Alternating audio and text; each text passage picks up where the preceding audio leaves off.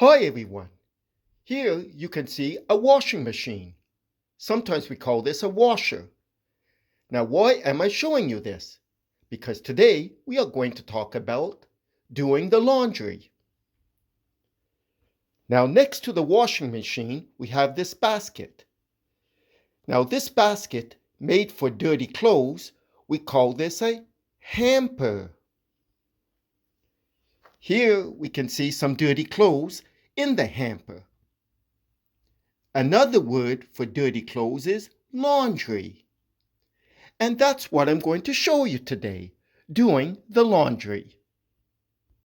Now here we have two valves, the hot water valve and next to it the cold water valve.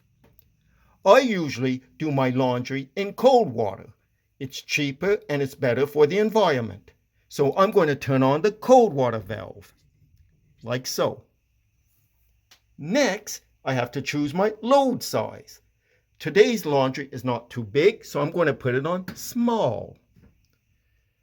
Then I choose my water temperature. Like I said, I usually do my laundry in cold water. Now the button is already on cold water. Now, here you can see we have a lid, the lid of the washer. I'm going to open up the lid, and inside here you have the tub. That's where you're going to put your dirty clothes in the tub. But before doing that, we must first put water in the washer. So I'm going to have to choose what kind of wash I'm going to do today. Well, my clothes are not that dirty. I don't work in construction or in a garden, so I'm just going to put it on light like so and turn it on to get water into the washer. Now, I've already placed the laundry into the tub. I just need to add now some laundry detergent like this.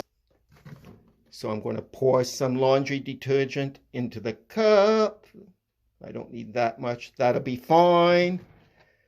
And I just need to add this to the laundry, like so. It's a question of waiting. This load should be done in about 20 minutes. Thanks for watching this video. Have a good day.